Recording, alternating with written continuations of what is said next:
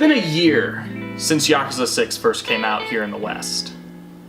A year since we said our technical final goodbye to series protagonist Kazuma Kiryu. And looking back on it, Yakuza 6 is a mixed bag. The combat is slimmed down and basic compared to what we had in Zero and Kiwami. The movement is sluggish and it feels like you're moving through molasses half the time.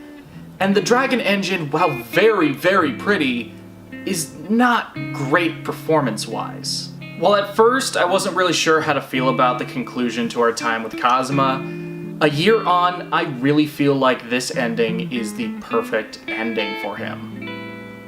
Almost. So if you couldn't tell by now, this video is going to be filled with spoilers for Yakuza 6, so go play that game if you don't want to be spoiled. Like with the rest of the series, the Song of Life is ultimately about family. In fact, it kind of feels like a return to form, as the theme of family hadn't really been a major focus of any of the games since Yakuza 3. But unlike the rest of the series, it tackles it from a different angle. While Yakuza 1 and 2 tackle the theme in ways such as one's parents and siblings, and Yakuza 3 tackling it from the perspective of being a parent yourself, Yakuza 6 focuses specifically on the passing of the torch from one generation to the next, and just what exactly one goes through to protect their children. Kazuma's final adventure starts when he's fresh out of jail. The reason he was there in the first place is because he thinks that if he doesn't make up for his past crimes, he and the children at his orphanage can never truly live in peace. By going through this, he believes he'll finally be able to leave his life as a criminal behind, which is something he's been trying to do since the end of the first game. However, his hopes for the future are once again delayed as he learns that his adoptive daughter Haruka has gone missing. From here, it all snowballs into one last adventure involving a huge conspiracy going on in Hiroshima that could spell tons of international controversy for Japan, Satoru Iwata cameoing as a pretty forgettable main villain, going up against the most famous Yakuza actor of all time, Takeshi Kitano, in one of the best boss fights in the series, playing a buttfuck more classic SEGA arcade games, singing karaoke, and taking care of Kiryu's new grandson, who remains pretty damn calm when right next to gunfire. Following the final fight, Kazuma is shot multiple times so that he can save not just his daughter, but the father of his grandchild. As he lays in Yuta's arms, he asks Haruka to make both Haruto and Yuta happy before he passes out. Later on, it's revealed that Kazuma is not in fact dead, and was instead revived at the hospital.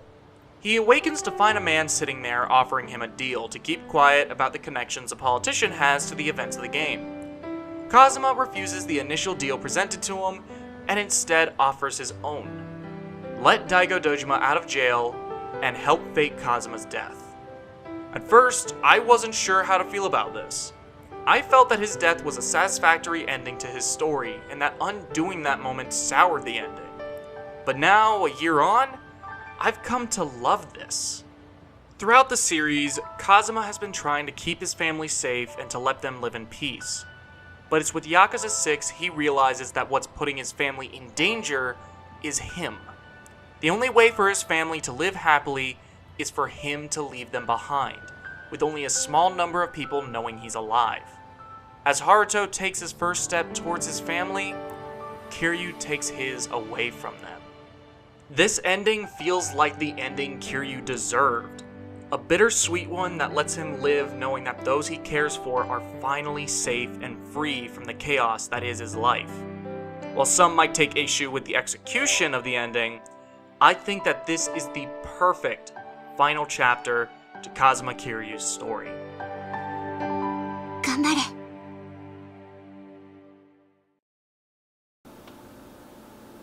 Except for that fucking letter! During the epilogue, we see Kazuma write a letter to someone he considers his child.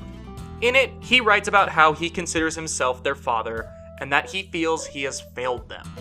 Throughout the game, he has seen so much conflict between parent and child. Whether they were biological or not didn't matter. There were those who were blood related that never made amends, adoptive ones who did. What this ultimately led to was Kiryu realizing being together was the most important thing to a family, and he thinks he hadn't been able to do that. The last time Kazuma was able to really be with Haruka and the kids of the orphanage was after the events of Yakuza 4 and before he moved away to Fukuoka. It had been years since he was able to truly be a father, and even when he was with them, he was constantly dragged away to deal with the Tojo clan's bullshit every year. I remember tearing up as Kazuma started talking about how he made the same mistakes that those other families did, about how he never thought he'd become the 4th chairman, and about how he tapped his child to become the 6th chairman during the events of Yakuza 2. Wait, what? From here, Kiryu goes on about how he felt as though he failed Daigo as a father, and that he was sorry he always left the goings-on of the Tojo clan to him until Kiryu was dragged back in against his will. He then asked Daigo to not seek revenge for his death. So I can understand how Kazuma would feel bad for just kind of forcing the Tojo clan onto Daigo and just never offering to help unless things got really bad. But like, when did they ever establish they had a relationship akin to a father and son? They certainly don't have this relationship in Yakuza 2, they don't have it in 3, they sure as fuck don't have it in Yakuza 4 when Daigo was forced into being Kiryu's final boss, and they don't have it in 5. The only time I could see them having this kind of relationship is in the Yakuza 0 sub-stories, but even then it's more like babysitting. Now let's say they did have this kind of relationship in past games. It still doesn't make a whole lot of sense in Yakuza 6's story. Haruka is the driving force behind the events of the game. Even if she's unconscious for most of it, Haruka is still ever present through Haruto and the search for the father. Haruka has been one of the few sources of happiness for Kiryu throughout the series, so it makes more sense that he would feel the need to write a letter expressing his feelings as a father to his actual adoptive child. Daigo is only ever really brought up in the beginning and the ending of the game. He's not a driving force behind the core plot, but rather him being in jail and his corrupt advisor acting as an interim chairman serves to exacerbate the situation. Him being in jail is not what causes the events of the game to happen. It's Haruka's disappearance that does. If they wanted to add this type of relationship to the game, that's fine. But I feel the way it's done here just takes away from what Yakuza 6 is actually about. I love Yakuza, and a year out from the game's release, I love the conclusion to Kiryu's story.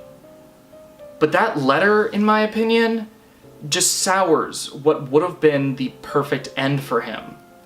It feels like a last-minute decision that was done because they either felt the need to address Daigo and Kiryu's relationship, or because they wanted one last plot twist and an ending that already had one. But what do you think of the ending? Do you agree with me? Do you have no problems with it?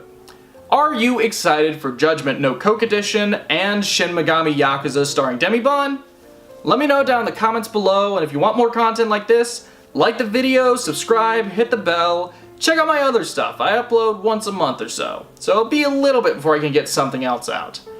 But yeah, this has been Jack's Back of Macca. I am Macca, and I'll see you guys next time for whatever it is I come up with next.